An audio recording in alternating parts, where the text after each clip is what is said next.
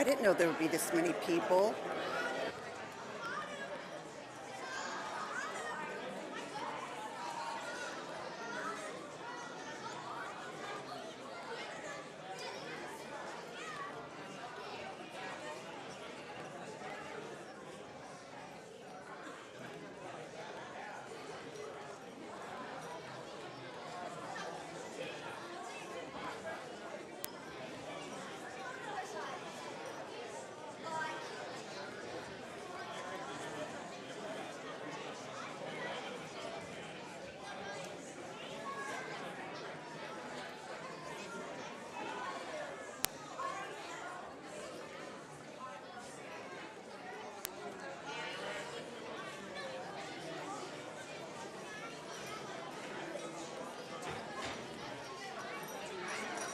Yep.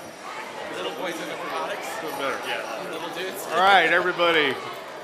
Let's have a roll call, please. Mayor Campbell, Here. Oh, I gotta find a pen. Here. Vice Mayor Samaglia, Here. Commissioner Vignola. Present. Quiet, please. Commissioner Daly. Here. Thank you. Commissioner Carter. Present. City Manager Goodrum. Here. City Attorney Hearn. Here. All right, I know there's a lot of kids here today. If everybody could come on in and get their seats so we get the meeting going. Thanks. And I want you to think about City Hall across the street, what it would look like if we had this many people here. Exactly.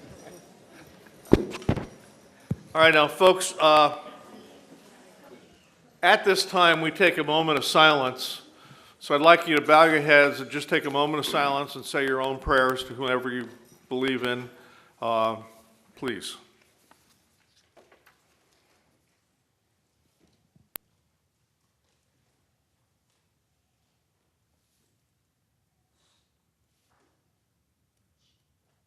Thank you. Today we have the Pledge of Allegiance done by Kaylee Klemo, a fifth grader at Country Hills Elementary. Where are you, Kaylee? Raise the flag. You decide. Put the mic closer to you. Like that? I pledge allegiance to the flag of the United States of America and to the republic for which it stands, one nation, under God, indivisible, with liberty and justice for all. Thank you, Kaylee. Hold on one second. Kara's got a present for you. Everything. Kaylee, you get this great shirt that says, "I said the Pledge of Allegiance at Coral Springs Commission meeting." I think it says that, doesn't it? It says that. You did a great job.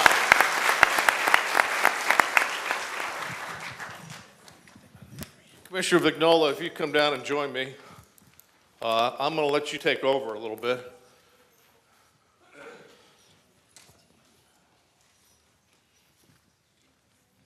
And if we can have our special guest, School Board Member Lori Rich Levinson up here, please.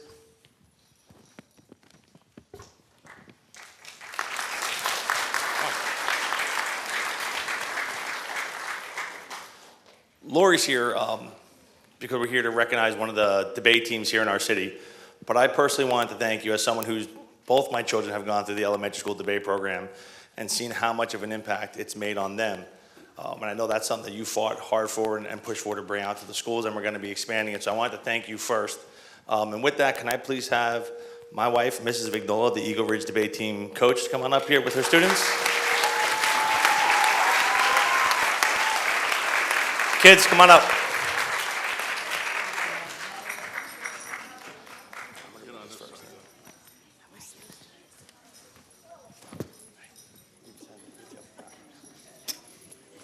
How are you? Come on in, guys. You can scoot in front of me. Don't worry. Come on. There you go. Ava, stop. So this is the Eagle Ridge debate team. So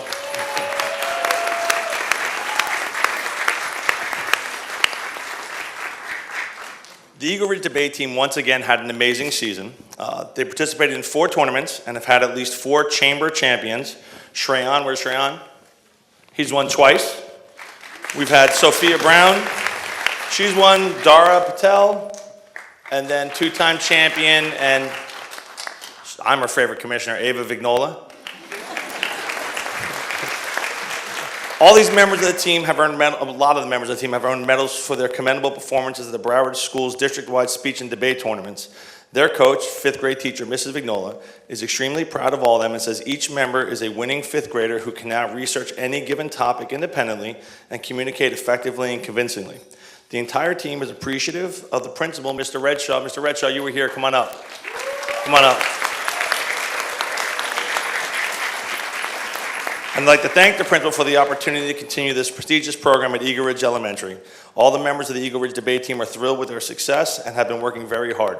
I will tell you, as someone who's actually seen this program, obviously, the amount of time that these kids put in researching and developing their strategies towards going into these tournaments and watching them perform, it's something you would expect of, high-level high school students, not of elementary school kids. And the abilities that they've learned because Ms. Rich Levinson and Mrs. Vignola have helped them establish will help them in everything they do later on throughout school. And would you like to say a few words? I would love to. Thank you. Thank you, Commissioner Vignola. I am thrilled to be here tonight to recognize Ms. Vignola and the entire debate team. I have been able to watch them throughout the year, and the culture that she sets for this team is incredible. They are having the time of their lives when they are there, and that's really what it's all about, learning and having fun at the same time. And they have won and placed in so many different categories that it's amazing the results. So I really want to thank Ms. Vignola for what she's done. Her leadership has been incredible.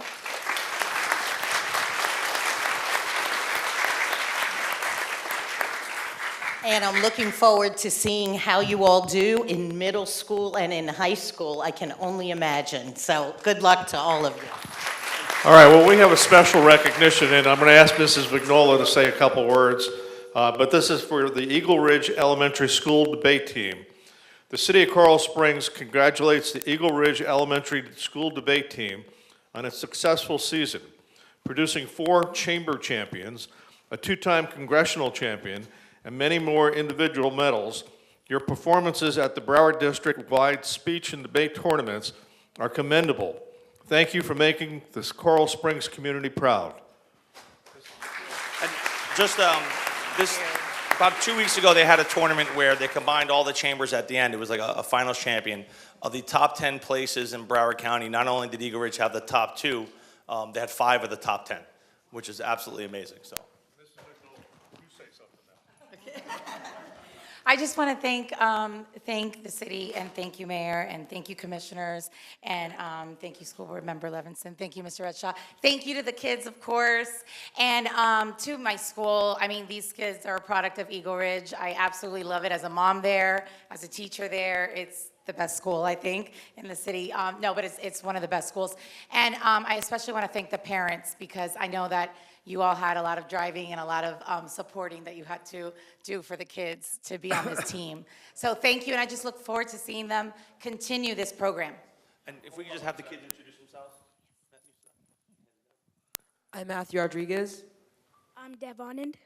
I'm Shreyan Singha. I'm Parthiv Kappa. Janessa DaCosta. Ashmin Sani. Caitlin Irwin. Jeremy Lopez. Sophia Brown. Lila Sachs. Nikhil Pinapaka. Jacob Luskin. Haley Rose. Avisha Yushi. Gianand. Sabrina Gonzalez. Dara Patel. And Ava Vignola. All right. We're going to get a picture here, and then what's going to happen is you guys all go outside. They're going to take another picture outside. Okay?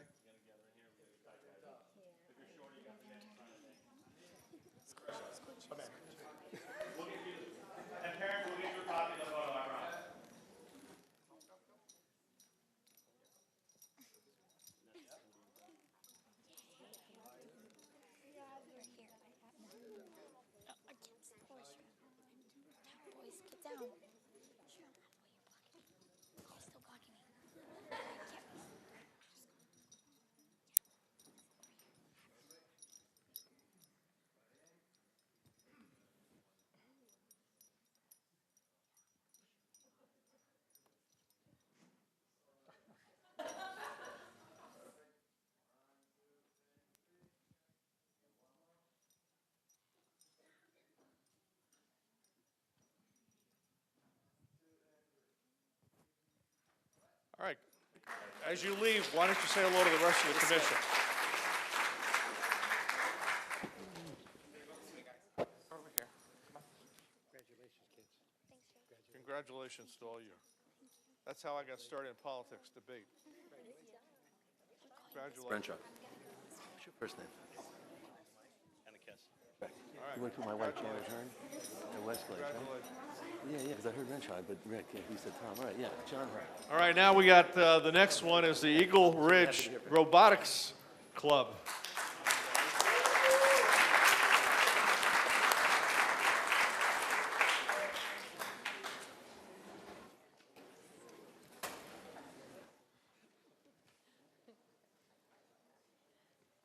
There you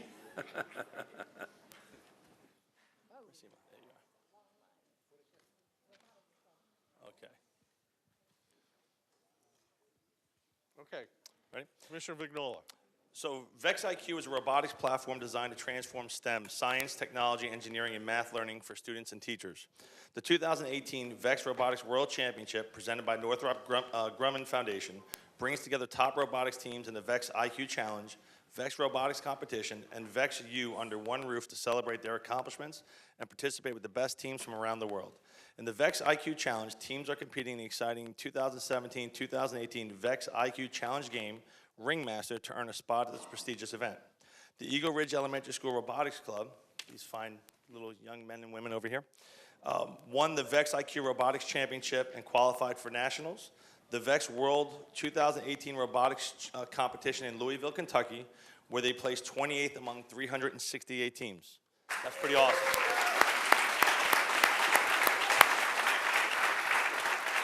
They also ranked 6th in the Create US Open in Iowa. So congratulations to you guys. And Mrs. Knight, can you say a few words? I'll take a moment here. This is the moment of glory for Eagle Ridge and for the Eagle Ridge Robotics Club. This is the first year, those who have not have why we have this. This is the first year the Broward County Applied Learning Department got a grant from Vex Robotics, and we were chosen thanks to Mr. Reshaw. And this was our first attempt, first year ever robotics club at Eagle Ridge. And in December, before the Christmas break, we didn't even have a working robot. And this, young boys and girls have made that accomplished. And we are top 7% in the world, with China and India and Saudi Arabia, every country. There were over 48 countries participating. And this club has done a remarkable job and endless hours. I would like to thank all the parents and school. Again, as Ms. Vignola said, these are the product of Eagle Ridge, one of the best schools. And thanks to Mr. Reshaw for his continued support, as always. All right, let's pass. Introduce yourselves. Pass it down. I'm Max Muller. Reese Nelson. Ayan Rajwani. Genevieve Willis. Nick Price. Ella Lee. Adi Patel. Rishi Patel. Timmy Bauer. Yusuf Sheikh. Prisha Zaveri. Aisha Deshpande. Savannah Curtis. Samantha Dennis. Mariana Aragon. And Jamie M. Logan. All right. I'm going to read this special recognition. We commend you for your excellence in encouraging STEM, which is science, technology, engineering, and math, learning. Your accomplishments brought national recognition to your school and the Coral Springs community. And I'm going to ask the principal to say a couple words. I just told Ms. Valentine, you really don't want to give me the microphone because I do like to talk. Well, my niece used to teach over there, I believe. But I like to talk during the day, not at night. But I will say, you know what? Thanks to all of the parents, thank to the students, thank you, Ms. Nayak, thank you, Ms. Valentine, thank you, Eagle Ridge Elementary School community, because last 2 years I've been there, it's been a whiz-bang of a tour, let me tell you. We've had a great time. We've taken some risk. We've done some interesting things. And a lot of times you have to take that risk to be able to grow. And we are certainly growing at Eagle Ridge, and we appreciate everybody's support. Thank you.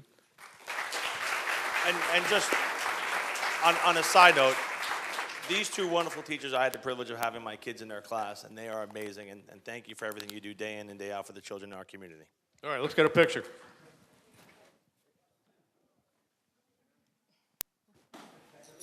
Don't move them back. Let's keep them out. So you can do yours, but.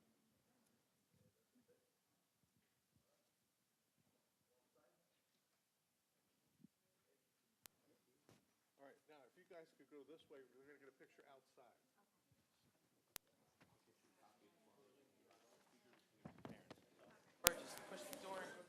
Congratulations, guys. Congratulations. Thank you. Yeah, take care.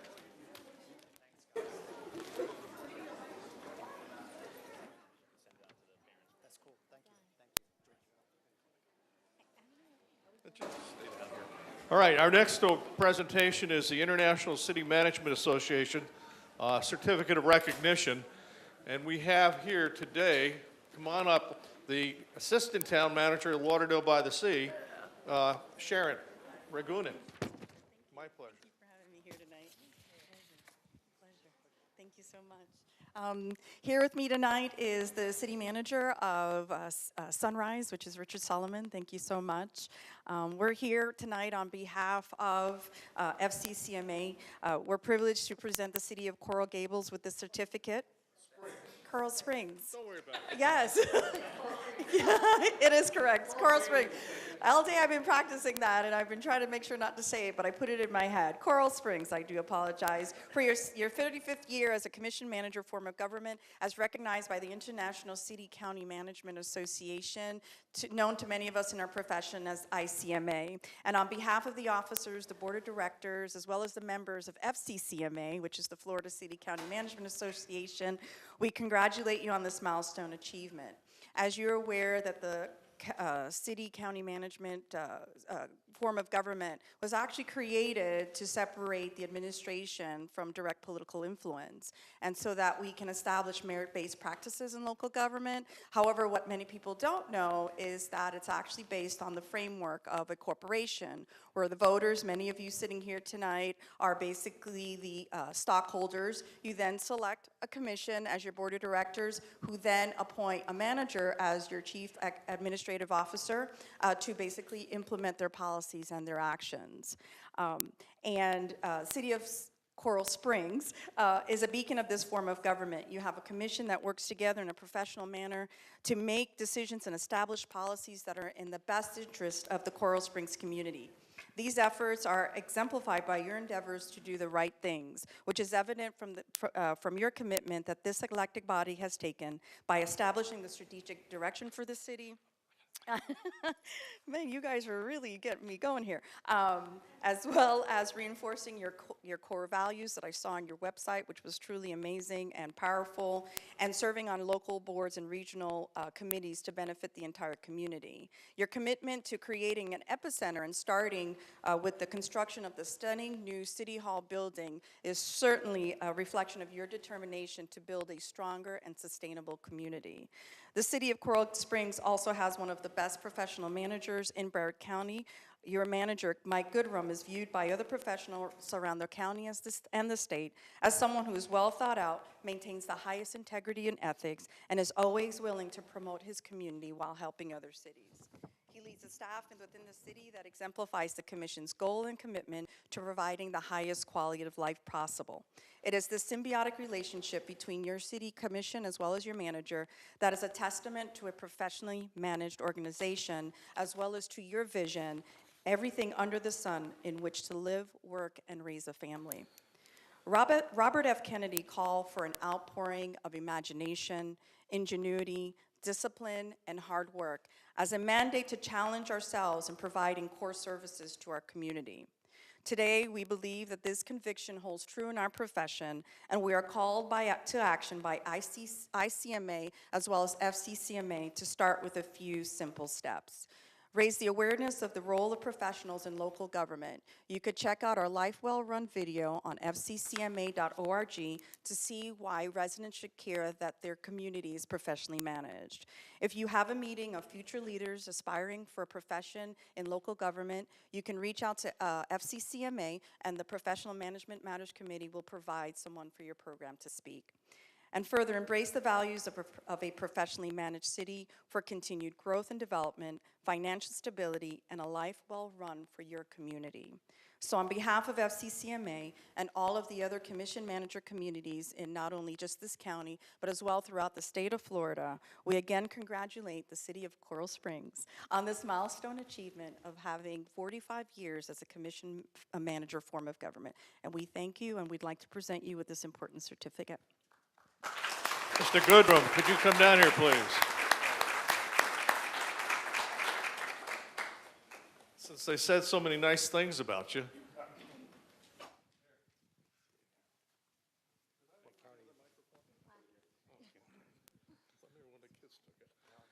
Well, Mayor, we're very appreciative of y'all coming tonight and recognizing us with this.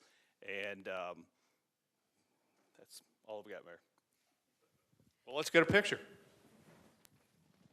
Here, hold it.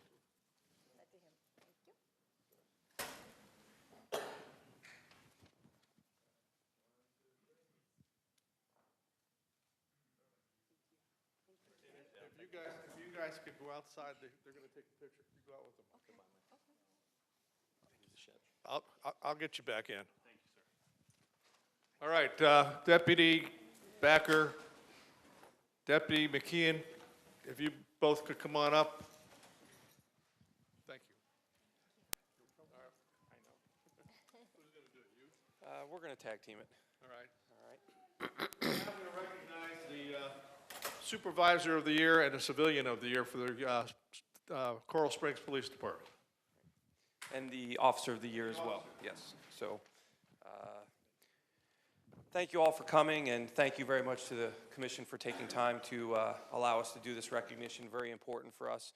Each year we do select a Supervisor, Civilian, Officer of the Year. We also select a Service Unit of the Year and an Operations Unit of the Year, and we have a quick description and some recognitions for some of those personnel that are here today. The first one that we're going to do is for Supervisor of the Year, and I'm going to turn that over to Deputy Chief McKeon for that one. Thank you. Come on down, Bill.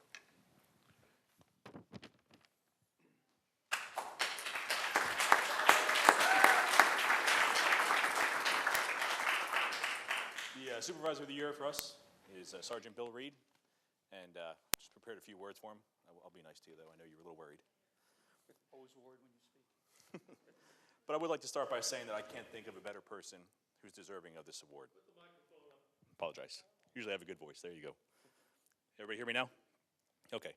I've had the distinct pleasure of working with you in a number of units throughout the police department over the course of our careers, and I can truly attest that everything that is written in the nomination is true and accurate, and again, well-deserving of recognition. Sergeant Reed started his career with the police department in 1997. He previously worked for the Pinellas County Police Department. He's held a number of positions before being promoted to the rank of sergeant, to include field training officer, detective in our criminal investigations unit, and as a member of our SWAT team, where he achieved the rank of executive officer. Since his promotion to sergeant in 2008, Bill has supervised a number of units, to include patrol, our TAG unit, which is now known as SET, and currently is the supervisor of our Special Victims Unit, or SVU. However, it is in his current assignment that Sergeant Reed has truly been able to have a positive impact on the unit, the department, and the city of Coral Springs. Sergeant Reed was selected to supervise SVU in January of 2017. At this time, the unit had gone through a number of changes to both supervision and to personnel. As a result, the unit required some tremendous training, knowledge, and experience to lead them. And Bill, I could think of nobody better for that selection than you. Bill was able to quickly establish a close relationship with all the members of the unit. One of the approaches that he used, I just found out they refer to as movies and munchies. Movies and munchies sounds better. What this was a way for the unit to get together after hours, go see a movie together, build some of those relationships, and then share a meal afterwards. I'm sure some adult beverages were probably shared during the same time. Some discussions about work probably took place, but again, it established those positive relationships with the new unit that had been formed. My only issue, Bill, I gotta be honest, is that I wasn't invited. After establishing a positive morale with the unit, Sergeant Reed began to work closely with the unit. He established personal relationships, and through this, he learned from them as they learned from him. This contributed to the teamwork, which is essential for any unit to be successful. In addition to building those strong relationships, you also improved the accountability and the calendar for the unit by creating a way for everybody to communicate in one manner. You also improved the interview rooms, which is an integral part of what they do. And he also, for the first time, allowed us to join the FBI task force, which Detective Carter is assigned and has been influential in a number of cases to solving those. The list of accomplishments is much longer. The ones mentioned are just a few highlights that I hope gives everyone a better picture of the supervisor that you are. But the true recognition and the true, I guess, compliment to Bill is that this wasn't just written up by his supervisor. It was written up by the people that are in the back of this room that you work with every day that you supervise. And because of that, that's why you got the recognition. So I'd like to congratulate Bill Reed for the 2017 Supervisor of the Year Award. Well deserved.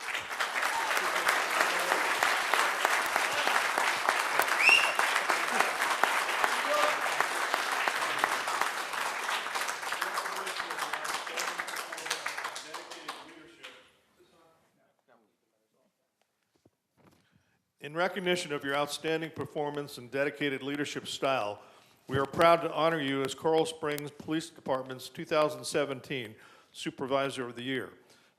If you want, Bill, I want you to say a couple words, but you can bring your entire unit up if you want to bring them up. Absolutely, yeah. Let's come on down, guys. Bring it down. Yeah. Well, first, I'd like to say that I really appreciate and I'm humbled by the fact that my team nominated me for Supervisor of the Year. Move down here. All right. While it's great to get named the Supervisor of the Year, it's really the commitment of these detectives and the victim advocates who I also supervise. Thank you. And their dedication to the community and to helping out crime victims. That's what really matters, and that's what we do. When I came on and took this position, I really felt we needed more of a bonding and a family atmosphere if we were to be able to go out there and be productive for the community. And really, that's turned out to be what we did. I'm very proud of this group. I'm proud of what we did last year. I know we're only going to grow on it this year. And thank you for nominating me, and I appreciate the nice words, Deputy Chief. Thank you very much. Thank you. Why don't you introduce your crew? I don't know any of their names. So you got Mark on the end there, you got Michelle, you got Carter, you got Crawford, and you've got Diane, all detectives, victim advocate. Who else is down there? Karen and Ernesto also, tucked in the middle there. Great, So, good picture. Move it up in the middle, come on in. We got to figure out somehow to get these pictures done. Here, come on back here.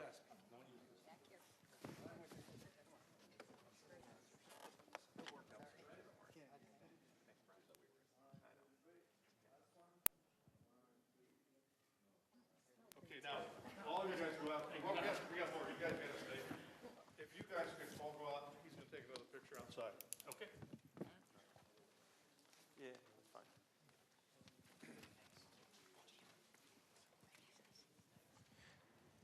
Okay, I'm going to go a little bit out of order from what we had in the agenda, and I'm going to do the Civilian of the Year. Our Civilian of the Year is Alex Falcone. He is our Emergency Management Manager. And Alex, if you could come on down, please.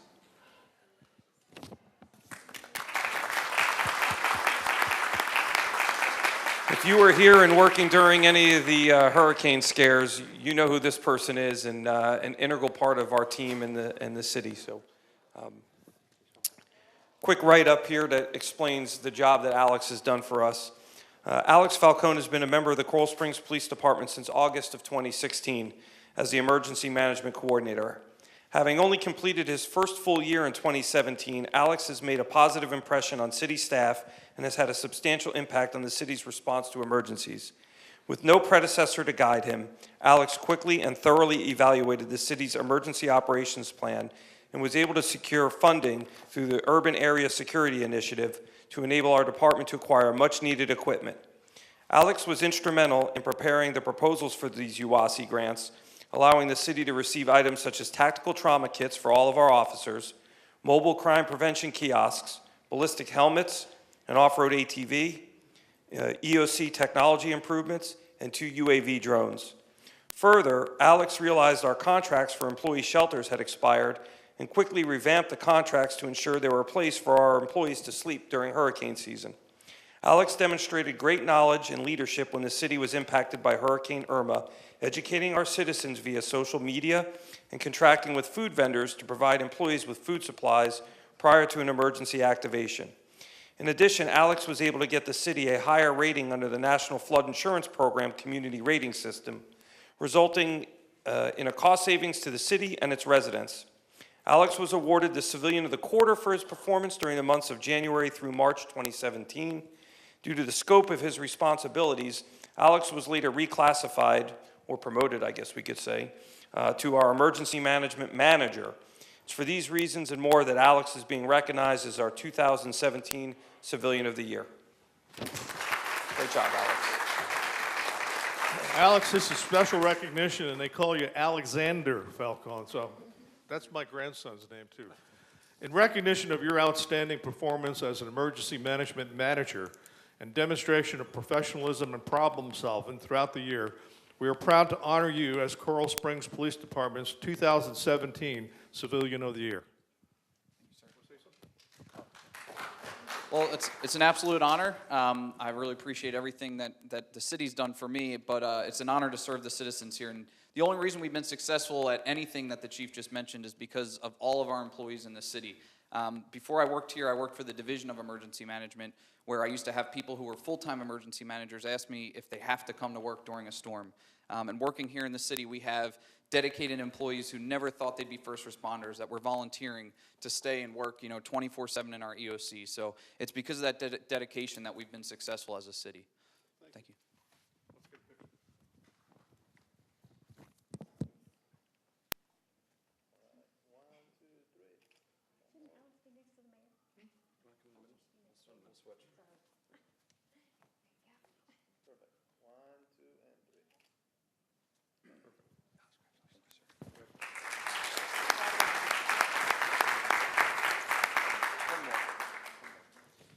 We got Officer of the Year. Right, so this one's a little bit interesting. Our Officer of the Year is Detective Joe Segreto. Unfortunately, because of the nature of his assignment being in the Vice and Narcotics Unit, Detective Segreto cannot be here in public to accept the award because none of you all are allowed to see who he is, unfortunately. And ironically, this is the third time that Detective Segreto has been awarded as our Officer of the Year. So that's quite an honor. I don't think we've ever had anybody that's gotten it more than twice. So just very quickly, Detective Segreto is a 20-year veteran of the Coral Springs Police Department, has been an exemplary member of the Vice, Intelligence, and Narcotics Unit since 2009. Throughout this past year, Detective Segreto has demonstrated outstanding workmanship in conducting investigations, tactical planning, and preparing cases for prosecution. Detective Segreto served as the case agent and co-case agent during multiple large-scale national and domestic investigations, which resulted in the seizure of millions of dollars in currency and multiple high-profile arrests. Additionally, Detective Segreto has participated in several significant investigations that led to the arrest and continued investigations of criminals involved in drug trafficking, bookmaking, organized crime, and Detective Segreto, where he excels more so than most folks that we have in this arena, is he actually serves as the undercover that infiltrates these criminal enterprises, which is an incredibly dangerous responsibility. Detective Segreto has assisted in the seizure of $3.7 million in cash during the last year, In addition to his operational achievements, Detective Segreto assists the training unit during its annual in-service training, instructing tactical handcuff training and participating as a role player during scenarios. Detective Segreto frequently operates in an undercover capacity for federal agencies, as well as supporting the department's VIN unit throughout the year. These undercover operations have led to successful prosecutions, obtaining confidential informants, and the furtherance of other national investigations. It's for these reasons and more that Detective Segreto is our 2017 Officer of the Year. A round of applause for Detective Segreto. Well then, in recognition of your outstanding performance, and hopefully you're watching this, and consistent high level of initiative and productivity, we are proud to honor you as Coral Springs Police Department's 2017 Officer of the Year, and I'm going to give it to you, Sean. Thank you, Mr. Mayor. And I would also like to just mention briefly that our operations unit of the year was the Street Intelligence Unit. They had an amazing year in which they've been on the forefront of directing our crime-fighting activities into more of an intelligence-led policing effort, which means we're focusing on where our crime takes place as opposed to these randomized patrols. It's because of them that we're able to clear more crimes, and we've had a pretty good reduction in the last year in crime, thankfully. Hopefully it continues with that trend. And then also would like to also mention that our service unit of the year was our Human Resources Department. They had a very interesting year. They had 2 long-term employees retire, and they had to break in some new employees, and at the same time, they expanded their capabilities where they're now providing some human resources consultation and work for our fire department as well as the police department. And they've done a great job, keeping us up to staff. So congratulations to both those units as well. We do have our annual banquet where we're going to recognize them coming up in the near future. So thank you to everybody for coming out today. Thank you.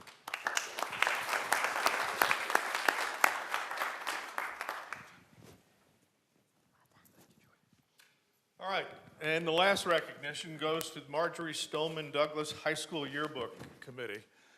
If we could have you guys all come on up, and the principal too.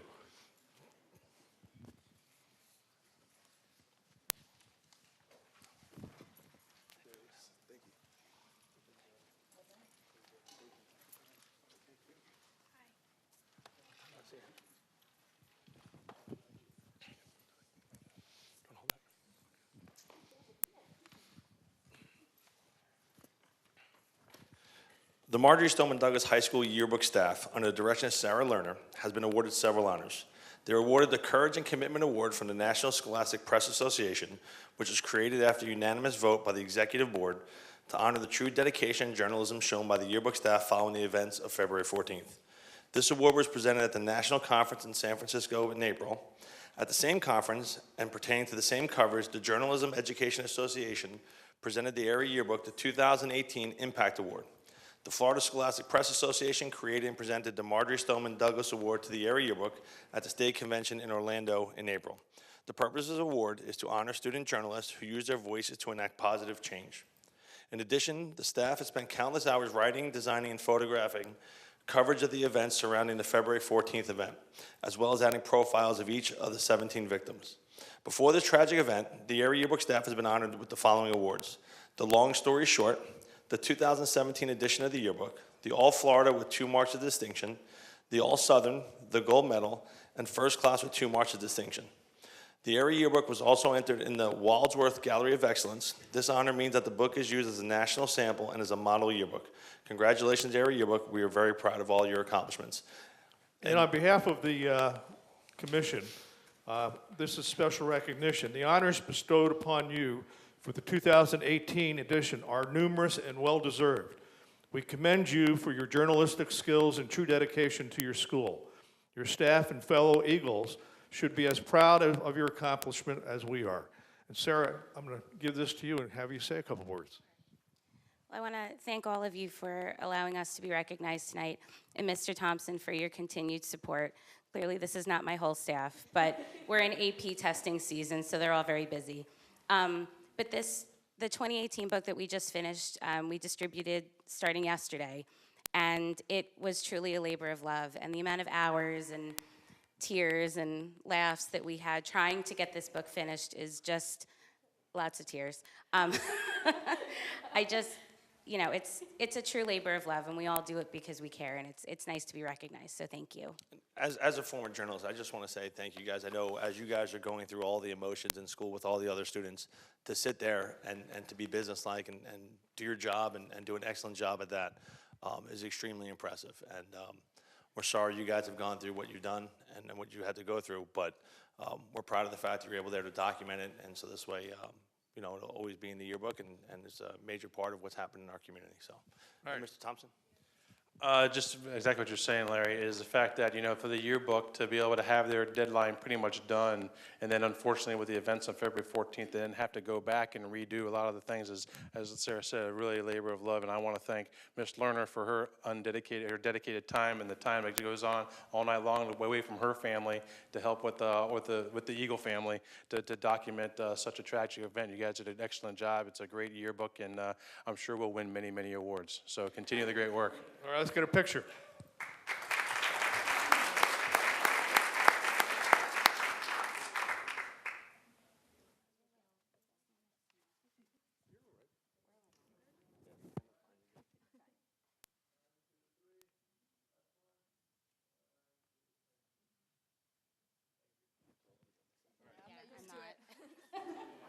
He's going to get some more pictures outside. Okay.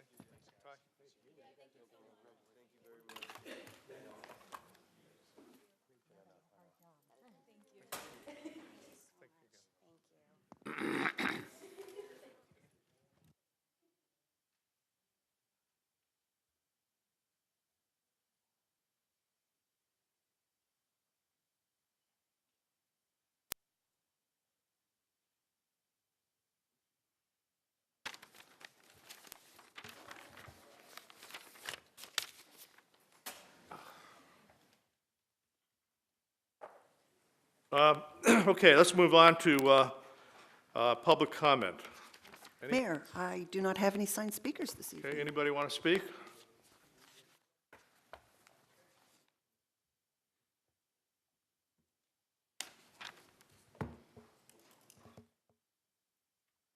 Good evening.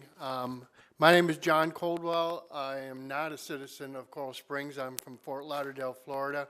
The reason I was asked to talk tonight is that my wife and I are owners of the Urban Beekeepers, and we have micro apiaries throughout Broward County, and we are fortunate enough to be working with your Parks Department and the Rotary Club, who is represented back here, and adding a micro apiary within the city as part of the community garden. And I guess the main reason I'm up here is if anybody has any questions in reference to the micro apiary program, I'd be more than happy to answer them for you. Any questions? It's a great program. I know the program. Good. Thank you. Thank you very much, and thank you for sponsoring our program. You'll be happy that we're here with you, and we're happy to be with you. Thank you. Great, thanks. Anybody else? Abe, you want to say something? Abe Friedman, 8500 Royal Palm Boulevard, Coral Springs. I just thought I'd mention something that we discussed today at our meeting, Senior Citizens. At the time when they had demonstrations here for the Marjorie Stoneman Douglas, the people at our place, which are mostly senior citizens, wanted to demonstrate too. And they came, over 100 people, about 110 people. They came down with walkers, wheelchairs, devices, and they sat in front of the building facing Royal Palm Boulevard, and they demonstrated. Then the students came over and they congratulated us. And I spoke to our Commissioner Clyde and asked him if he could have a police car pass by so there's no disturbances, and he agreed to do that. And not only that, but when the kids came over afterward, they were so impressed, they wanted to come over and talk to the demonstrators. And so we arranged a meeting in the building, and 5 of the kids came and they congratulated us for the demonstration that we did and for the caring that we had. And so I thought the commission and whoever is listening to this or watching this, I thought people would like to know. Thank you. Thank you. Thank you for telling us. Okay, anybody else? Seeing no one else, let's move on to public hearings, sign variance, Broward Health, Coral Springs. Mr. Hickey. Thank you, Mayor.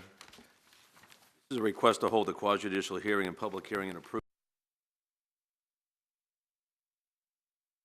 5 permanent signs, an 1807 basic building wall sign design schedule of the Land Development Code relative to the color, size, lines of text, and location of wall signs for the Broward Health Coral Springs expansion located at 3000 Coral Hills Drive, legally described as a portion of lots 2, 3, 5, and 6, and all of lots 4 and 7, Coral Springs Medical Park, and authorize the City Attorney's Office to draft an order approving SV 18-0002 and adopt said order. Request, Mayor, the quasi-judicial has been waived by the petitioner. We do have an affected party, so it's a request, we'll hold a hearing, we'll swear everybody in. There's a request to approve and authorize and adopt. So before Mr. Hickey speaks, if anyone, and there's one affected party, so if you're an affected party, please stand. We had one person sign up for affected party. Looks like you got 4. Well, one's the applicant. Yeah, as long as you've signed up within 48 hours, and did you have the name of the affected party with you? Yes. So we'll get that, but in the meantime, we are. So it's Marique, and last name is Sychterz. That's you, okay. So all of you raise your right hand, and clerk. Do you all solemnly swear or affirm that you will tell the truth and nothing but the truth, so help you God? Thank you. Thank you, Mayor. So we'll start with the staff, then the petitioner, and then the affected party, and then anyone who from the public can speak for 3 minutes. Evening, Commission. This is Broward Health, SV 18-0002. Before I forget, I'm going to have Ms. Krolak from my staff provide composite exhibits. Exhibit 1 would be the staff report that you all have received, and Exhibit 2 would be the PowerPoint that I'm going to walk through. Again, it's a variance for Broward Health Coral Springs at 3000 Coral Hills Drive. It's in the Medical Center MC zoning district. Location map just showing it's kind of difficult to see, but the very southern part, that's where the addition is going forward. They're moving along. If you haven't been by recently, they're getting the facade completed and they're close to finishing. The petitioner is telling me that the opening is expected for August 1st. So this is here for the sign variance. I just wanted to show you exactly where this is going. So this is going on the very north side of the new addition that's going in. It's approximately where the main entrance was prior to the construction. So what they're doing is taking down the existing sign. The existing sign is more of a horizontal sign on the top of the building, and they're doing a more of a square sign, which I will show you. Just wanted to give you an idea. This is 600 feet from the corner of Ben Geiger Drive and Coral Hills Drive. If you measured that sign down to Ben Geiger Drive, it would be 520 feet, and directly to Coral Hills Drive, it's another 560 feet. Both of those rights-of-way are 60 feet wide, so if you add another 60 feet to those, that's how far it would be from the nearest parcel. There is residential on the south side of Ben Geiger Drive. This is the proposed wall sign. They're requesting to put it above the roof line. It's going to be located on the tower feature. This is actually where the elevators are going to be in the building. It is slightly higher than the remainder of the building, but they're requesting to put that up higher to make it aesthetically more pleasing. The sign letter heights, these are the items that they're asking for tonight. It's the location, which again is above that roof line. The colors, the size, which actually it meets the requirements of the Land Development Code. The letters themselves don't meet the designer sign, but the actual logo will be 3-dimensional, and the white will light up at night, the blue will stay dark. So that's what it's going to look like in the evening. And also lines of text. Staff only, the Land Development Code allows for 2 lines of text. And as you can see with the logo, this would be 5 lines of text. Much similar to a other hospital that was in a month or so ago. It's a similar design and logo. And this is in keeping with Broward Health Coral Springs and their logo and their typeface and with the other facilities that they have within Broward County. And again, this is the heights of the sizes. So it's a 44-inch logo. The Broward Health would be 29 inches. and Coral Springs would be 19. And again, as I said, it's back almost 600 feet from the right-of-way. And we've talked about the lines of text. They're requesting 5 lines of text rather than the 2 that are allowed per code. So with each of the sign variances, we look at the following criteria, which is in section 1801. Staff has done the review. This is in the composite exhibit composite exhibit 1, and identifies that staff believes that they've met all of the criteria for the sign variance. So with that, we're requesting that you hold a public hearing and approve SV 180012. With the 2 conditions. The first condition would be that the wall sign's in substantial conformity with Exhibit C, and that the sign variance would not run with the land and would not be transferable. So if the hospital was to sell or change hands, they of course would come in for a new sign. If they were going to do the same request, they would have to come back to you for that approval as well. And staff is asking that you authorize the staff to draft an order and approve said order. Okay, I understand the petitioner is not going to present evidence? They are? Well, you're not the petitioner, right? Okay. Next, is there anybody here who is affected and supports the sign variance? Seeing none. The next is affected parties in opposition. Come on up.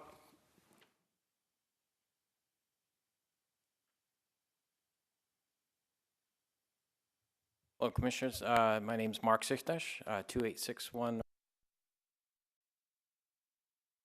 question is, why does the sign need to be higher, and why does it need to have 4 lines instead of 2? Okay, so as a quasi judicial, then I'll ask staff to answer that question. Yes. It's direct examination is how I treat it, Mayor. Right. The petition in front of you was a request of the petitioner. They've come in. That's the standard design that they have for other buildings within the county. So they're requesting that 5 lines of text be there. Their other request was to raise the letter height higher. It is 7 feet below the highest point of the building, and the lines of text that would be visible above, if Matt can go back.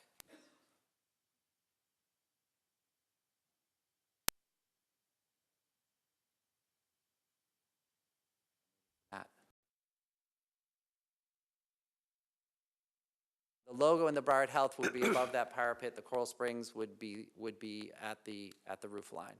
So it's a request of the hospital and the petitioner to have that raised, to have an entry feature for the facility.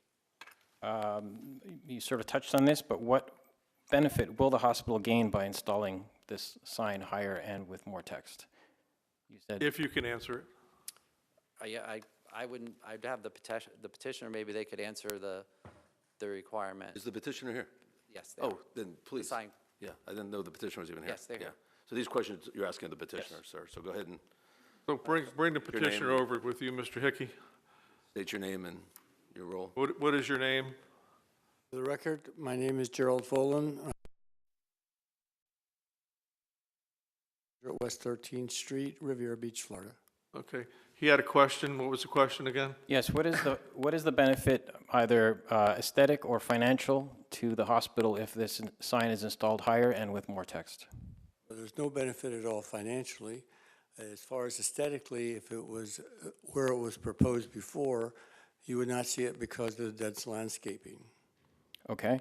Has there been an impact study done to determine if the sign was left at the lower height with only 2 lines of text that would affect the hospital negatively? When you say negatively, if you're referring to them having their name being seen by people trying to find it, it would. Okay. Question of precedent. Is there any precedent in the, on any other building in the city of Coral Springs with a similar sign at the similar height facing a residential area? Mr. Hickey? I personally can't think of one.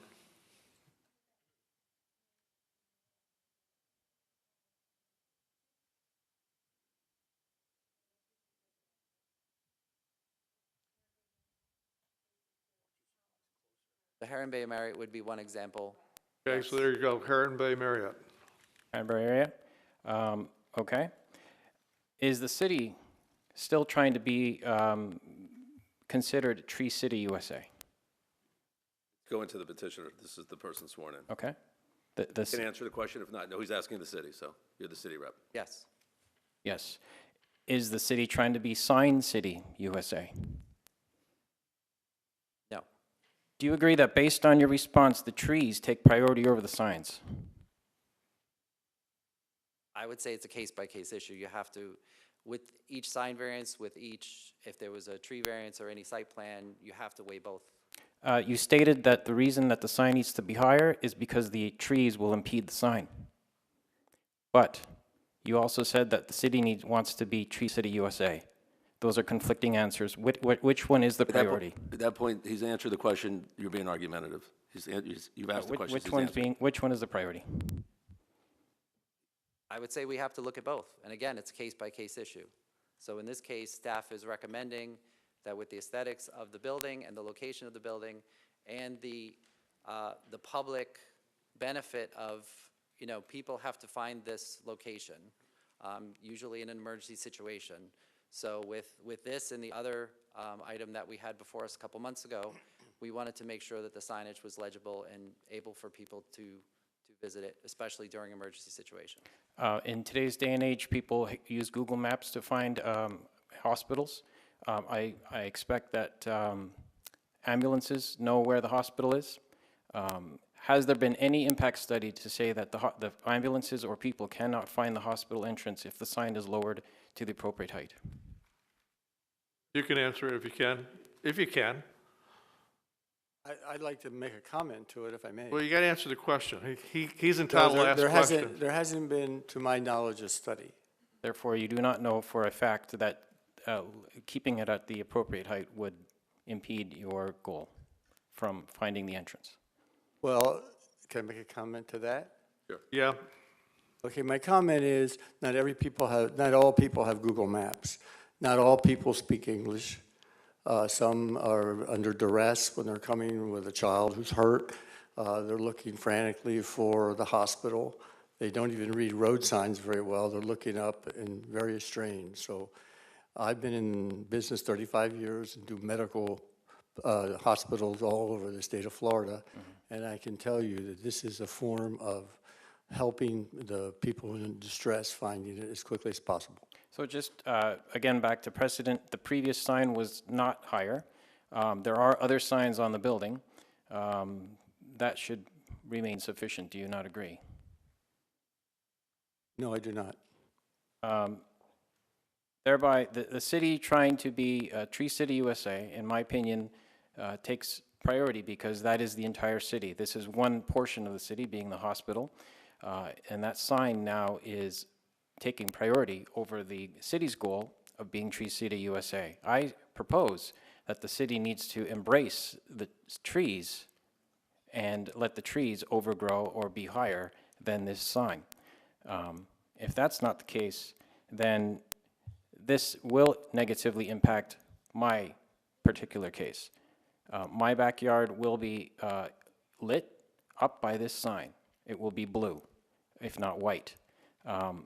I currently have a hedge that will have a picture of the view from my backyard. This sign will directly shine into my backyard, if not into my house directly through the windows. I propose that if this sign is installed, the cost incurred to block such light from entering my yard should be covered by the city by installing a 15-foot wall on the north side of my property. And that's what I have to ask. Okay. Yep. Any other affected parties in opposition? Seeing none, I'm going to open it for public comment, limited to 3 minutes. Anybody want to say anything?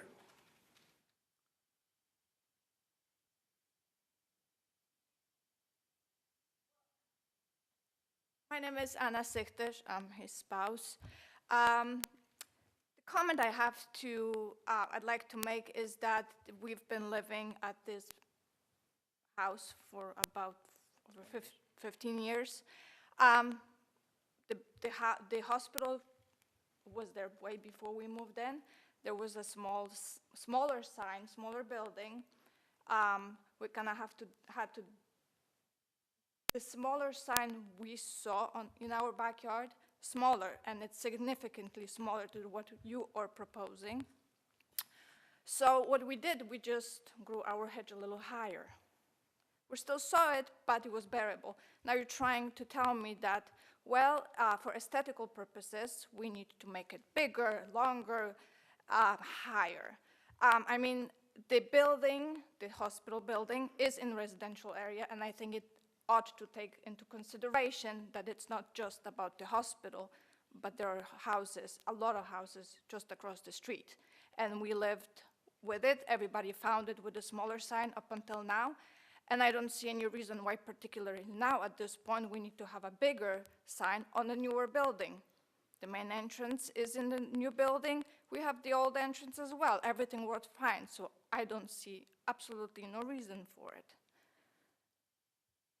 Okay, anybody else?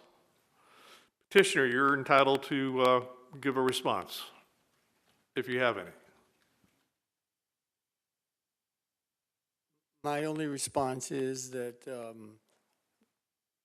the sign itself is not that bright, but I think that in cases of people's emergency needs, they should be considered as top priority, but just from an emergency point of view. Okay, Mr. Hickey, is there anything else the city wants to respond? Nothing Okay. at this point.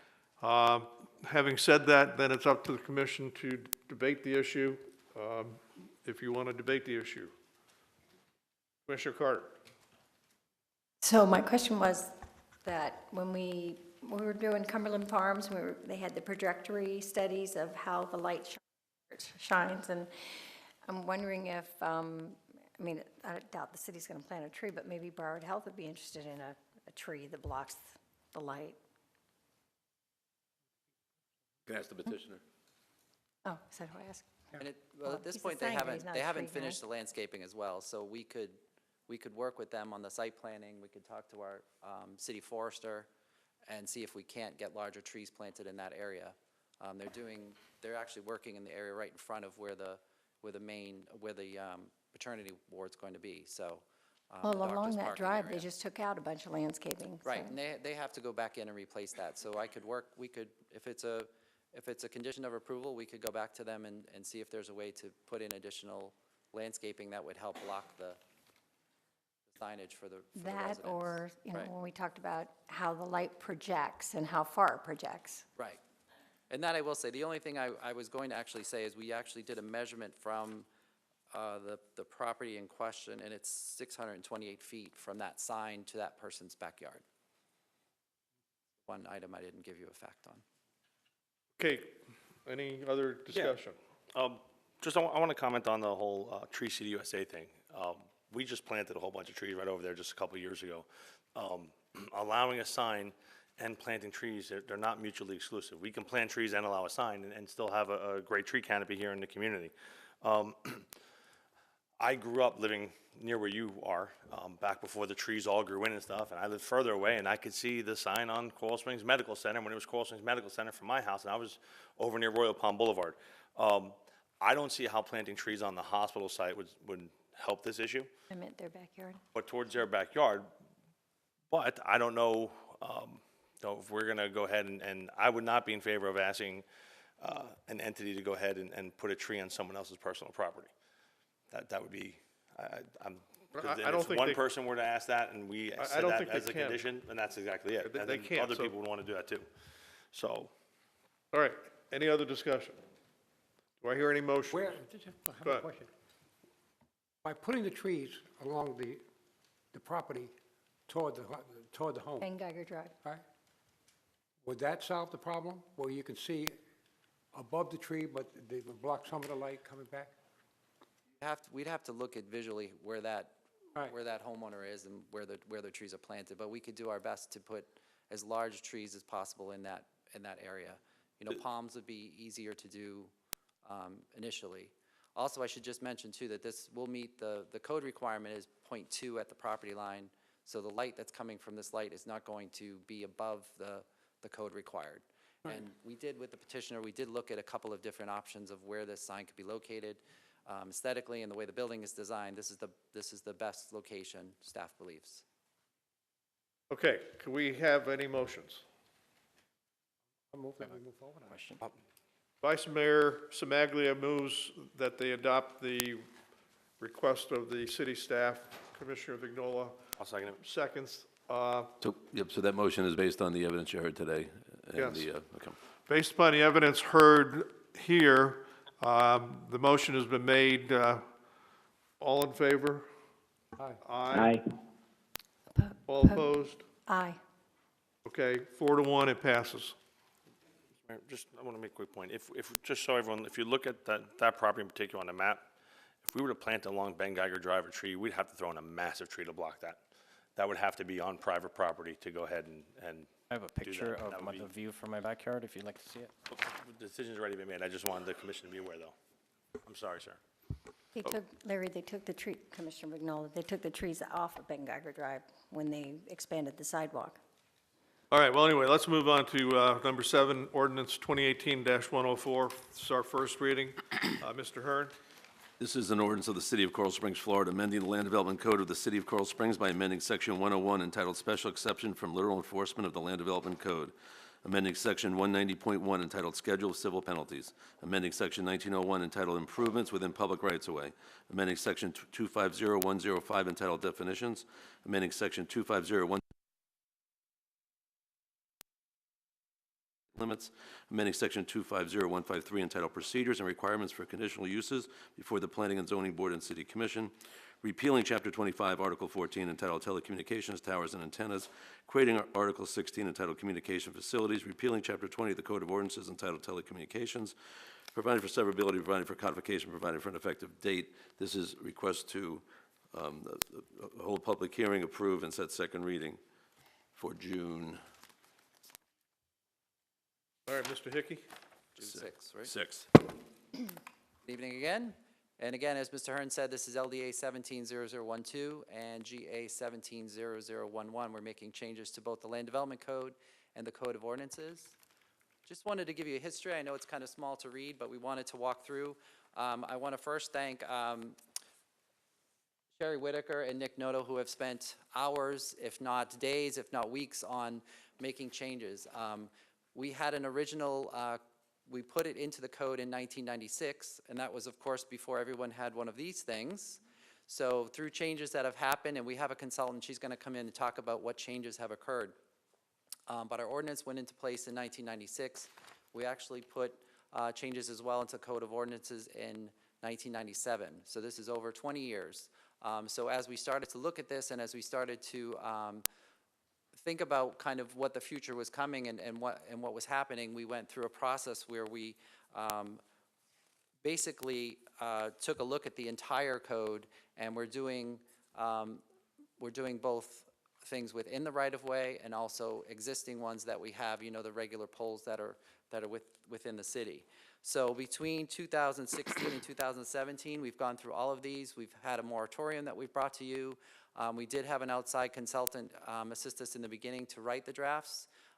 We realized once we also had to bring that in-house and make sure that we were consistent with our own land development code.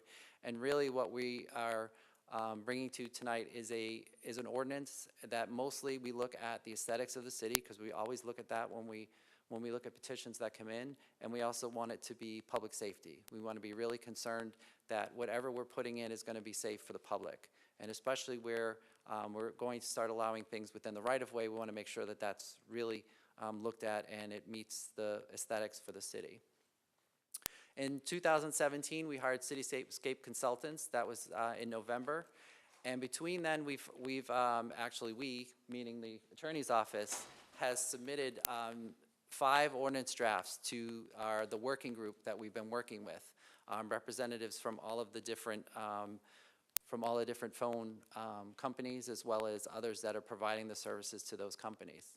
So just for the last one alone, there's been 92 substantive changes on the 113 comments we got from that draft. I did a little math as well, and based on from from August of last year, we've made 204 substantive changes to 430 comments that we received. So staff has taken a really good look at this, and we've done a full analysis on what changes we think should happen, which is why it's here for you tonight. And again, public safety and aesthetics is the big thing. We're recommending that you hold the public hearing and that you approve the first reading of the ordinance, and we set that second reading for June 6th of 2018. And I would like to invite Elizabeth Harrington-Smith. She's with Cityscape. She's just kind of going to walk you through some of the methodology and kind of the different terms and infrastructure, and also really talk about why we're making changes and why we have to. So. Hi, I am Elizabeth Harrington-Smith. I am with Cityscape Consultants. We were hired by the city back in November 2017 to come in and take a look at the code that was currently written, and as well serve as a liaison between the city and the wireless industry working group. And we've worked with them for many years. I want to say that we are not opposed to this type of infrastructure coming in. It's necessary. It's absolutely necessary. Your citizens are demanding it. They will be demanding it even more so as we come along. Everyone's changing from a wireline to wireless, using more and more devices. There's all sorts of statistics that the industry could tell you that households are now at least 3 or more devices per person per household, which requires more bandwidth, which requires more infrastructure. With all of that, there have been a lot of federal and state regulations that are not necessarily talking to each other. There are some conflicting issues within each of them. So when countless hours looking through, we made recommendations based on all of these regulations to make sure that your city is compliant with all of them, to make sure that your city is protected and you're following the rules and regulations. So with that, oh, how do I do this? So here's just a brief look at where it started back in 1996 when you first came up with regulations. It was because of the Telecommunications Act, Section 704 within the Telecommunications Act, basically saying you cannot discriminate against anyone, you must treat them all the same, coming up with some timelines for getting things done. Again, it was revised in 2009 with the shot clock, again, coming up with certain timing. 2014 was the adoption of the Middle Class Tax Relief and Job Creation Act, which was in 2012. It's also known as the Spectrum Act. All of these regulations have certain timing, have certain criteria that you must follow within your regulations as well. The state of Florida has come up with, back in 2006, they have Florida Statute 365.172, and then in 2017, they just recently came up with Florida Statute 337.401, which regulates the small wireless facilities within the right-of-way. And basically what we did was we went through and made sure that your ordinance covered all of the types of infrastructure. So you have all wireless communication facilities. You have non-concealed macro towers, which are the big towers. There's one right across the street here from your building.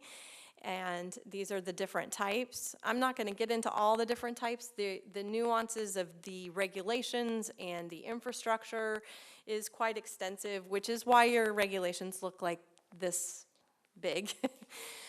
We have concealed, that has been considered within the ordinance, the concealed macro towers that are designed to look like something else. Sometimes it's a dual purpose, sometimes it's just designed to look like a tree. We also have considered non-concealed, partially concealed small wireless facilities on utility poles, towers, and base stations. Again, base stations is a definition that we used federal definitions for within the ordinance. So these are just some sampling of what those might look like. The ordinance addresses some basic things. First is co-location. So we take a look at co-location, meaning on an existing tower or an existing building or base station. And there's two things that you have to consider, which is if it's non-substantial change, it requires just administrative approval, or if it's substantial change, that is going through as a conditional use approval. Then it considers new towers or base stations outside of the right-of-way. And it does contemplate a macro cell facility as well as a small cell facility. So those two are distinguished within the ordinance as separate, but yet that's the criteria that it falls under. And then the ordinance also addresses the small cell facility within the right-of-way, which implements 337.401 section, paragraph 7, which is the Advanced Wireless Infrastructure Deployment Act. So, and that is just administrative city manager approval. And basically, the regulations were written according to the law. It makes it compliant. We have worked extensively with the wireless industry and have commented, addressed every single comment that has come our way, with the exceptions of the comments that came in today. So we haven't had a chance to look through them. So we are confident that your ordinance is compliant with state and federal regulations. We agree with the recommendation to move forward on first reading, and any of the comments that did come in today, we're happy to address. I believe there's a meeting already set up for that. We'd be happy to do a conference call and whatever, and address it between first and second reading. It's important to go ahead and get this moving because there are applications, wireless applications, that are waiting in the wings, some that have been submitted by, including by the people who are part of the working industry group, because there are several things that need to get moving for public safety reasons. So it is important to get it moving so that the city is protected on those things and that we can ensure public safety. One of the applications is a generator being needed to go at a site, and they need to get it installed prior to hurricane season. So that's an important thing too. So that's what we recommend. We are confident that it does meet state and federal regulations. Mr. Hearn, this is a request to hold a public hearing.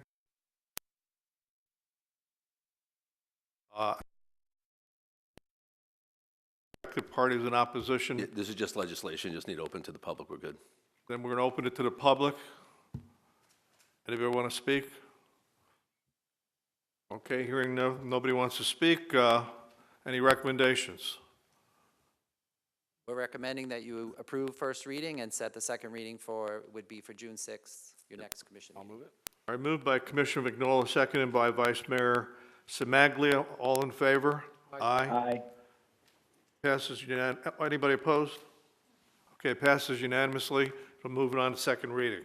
Thank you. Number 8, 2017-119, first reading on signs. Yeah, Mayor, yes, Mayor, and this is a request to defer the first reading, which is going to be amending various sections of Chapter 18 of the Land Development Code entitled Signs to update regulations in accordance with federal and state requirements to the date certain of July 18, 2018 City Commission meeting.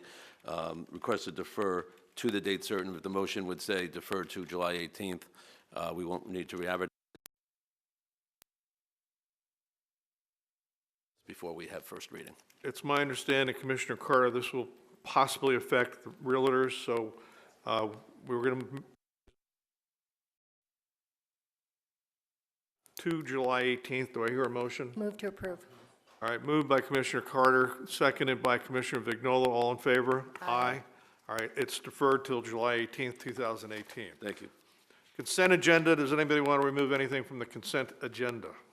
I'll move it. All right. Second. Moved by Commissioner Vignola, seconded by Commissioner Carter. All in favor? Aye. Aye.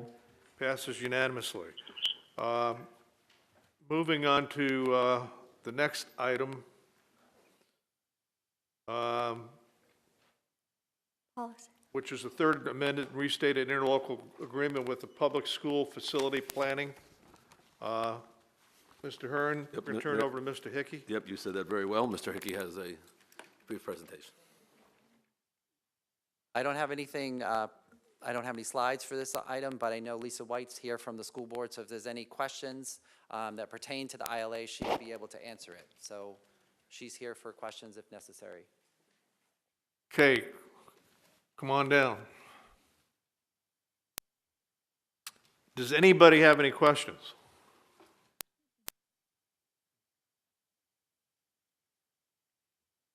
All right, looks like you're off the hook without questions. Does anybody have any motions? Move to approve. All right, moved by Commissioner Carter, seconded by Vice Mayor Semaglia. All in favor? Aye. Aye. All opposed? Aye. Okay, passes 4-1. Mine was an aye too. Moving on to item 15. Dale, where are you?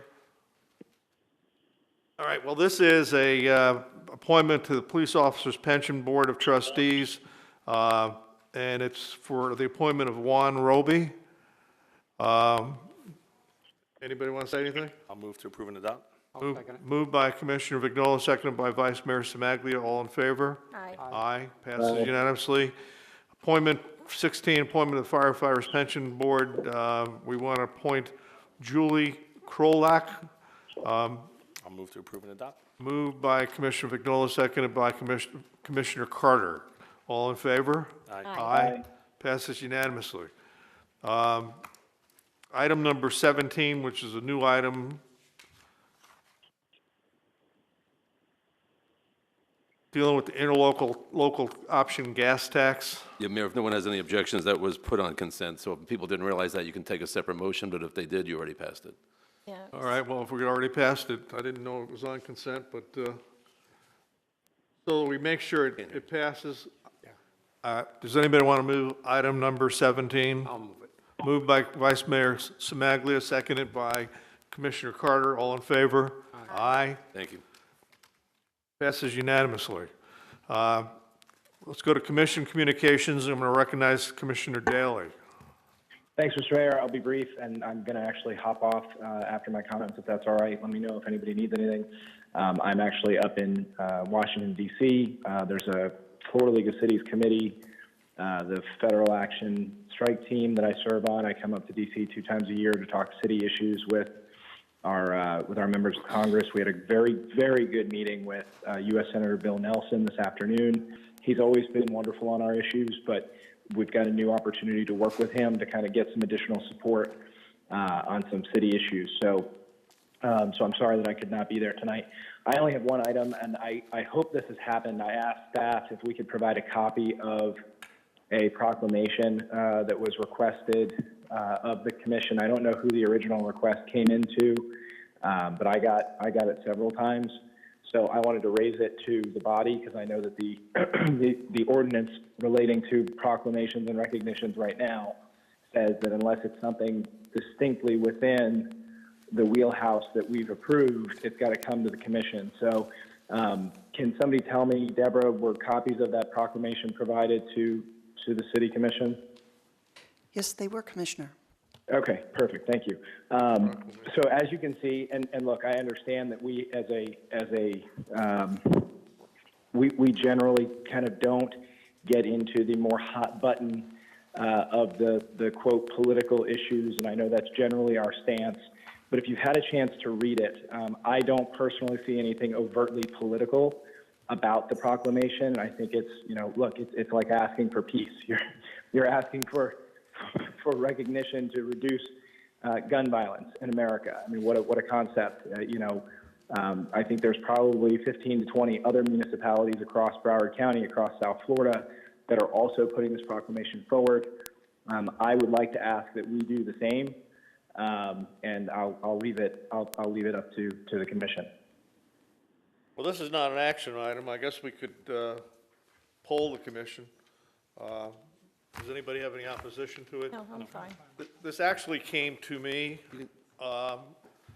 and the question was it controversial? And I don't know how national gun awareness is controversial. I mean, from my perspective, Mr. Mayor, the second to last paragraph even says it encourages responsible gun ownership. This is not an anti-gun thing. This is an anti-gun violence thing. Like I said, it's basically, it's like asking for peace. All right, I think the body probably agrees that it should be done. Yeah. Mayor, you can So- take an action, though. You can take this All right, motion. let's take an action. Take a motion. I move to approve. I'll second it. Okay, moved, seconded by Commissioner Vignola, all in favor? Aye. Aye. All right, it passes unanimously. We'll do it for June 1st. Okay, perfect. Thanks, Mr. Mayor, and thanks, everybody. I look forward to seeing you at the ribbon cutting on Thursday. So with that, I'm going to sign off. Thanks so much. Okay, Commissioner Vignola. I've had quite a few parents ask me what are we doing school security-wise at the Coral Springs Charter School. I asked our city manager to, let us have the conversation, because I think maybe, I know staff's done report and have ideas and things to bring forward to us.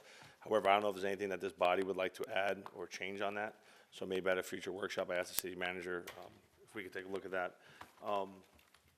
And speaking of the charter school, I don't know if you guys saw or whatever, but the softball team over there just won the regional championship. So this weekend they'll be participating in the state tournament. They are, I believe, one of two teams ever to win 3 in a row state championships out of Broward County ever, and they are going for a 4th. We actually hosted the regional tournament, and Rick, I got to tell you, they were all thrilled with the condition of the park and everything. Everyone was going back to Mike and myself when I was there, talking about how great of a facility it was and everything. So I wanted to give you a heads up on that. And in general, I've been visiting a lot of the parks and stuff lately, and your staff's doing a really great job and really making strides in the park. So I want to thank you and your staff for that publicly, and also Rich. I don't see Rich. But some of our meetings and stuff are really doing well. And I don't know if you guys have been, I know I've been a stick on that Royal Palm Boulevard entranceway. If you go by there now, Nice. it looks amazing. Yeah. And it looks the way it was intended. So I want to thank Rich and his people there. Yeah, I guess with that, anyone wants to reach me, call me on my cell at 954-632-7544. Vice Mayor. Yes, thank you, Mayor. Again, I want to thank the military for doing what they do so we can do what we do. And a special kudos tonight for the police and fire. You saw a little bit earlier about our police department and what kind of police department we have, and I always want to thank them for what they do. This week, I had the pleasure of going to Hunt Elementary School and on career day. And I left there, my sides were splitting. These kids were amazing. They were asking me questions you couldn't believe. Did I drive a Ferrari? How old am I? Is the mayor older than me? And I told them yes, by the way. And it was just an amazing, amazing morning. And then Friday evening, I started the day at Hunt, and I finished the day at the Pompano Beach School, High School. The junior ROTC, Colonel Dave took me there. The junior ROTC had their year-end awards and did the passion review, and I can tell you, I have never, ever been so impressed with our high school students and what I witnessed that night. The unfortunate thing was, sitting next to me was the parents of a young lady who should have been there that night to get her awards. And she was from Marjorie Stoneman Douglas, and she was one of the victims of the tragedy there. And I watched their parents. I watched their parents that night, and it was tough to see, but they were there and they supported everybody else. And but anyway, we're looking at doing some things here in Coral Springs with the junior ROTC. So with that, if you need me, 954-801-2004. My office hours are first Monday of the month, but again, anytime you call, I'll make time to see you. Thank you. Commissioner Carter. Thank you, Mr. Mayor. Also, as long as we're thanking parks, thanks, Rick, the International Day of Peace. It looked really good, and there were lots of compliments from the people attending. And I wanted to remind everybody of the Memorial Day celebration that's coming up on May 28th. May 28th, thank you, at 9 a.m. at Veterans Park, and I hope that we'll see you there. And I want to give a shout out to Keller Williams. Keller Williams is a corporation, but it's also a real estate company, and they shut down on the second Thursday in May worldwide, Dubai, China, everywhere. And we go out into our communities and we volunteer. It's called Red Day, Renew, Energize, and Donate. And our particular Coral Springs office raised $43,000 for Marjorie Stoneman, Douglas High. So it was a great fundraising effort with 3 offices combined, so I was very, very proud of them. And lastly, my office hours are by appointment this month, and that's 954-998-4186. Call anytime. Thank you, Mr. Mayor.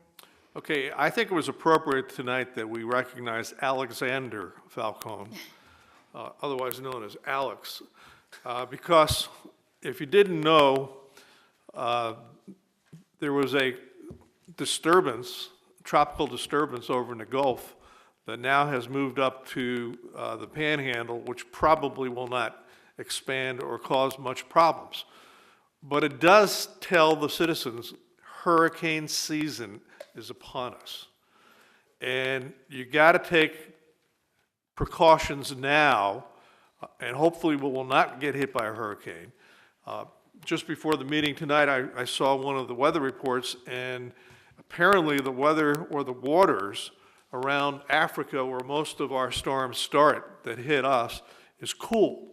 And if it remains cool, there's a good chance we might not have as many hurricanes as we had last year. But we always have to be prepared.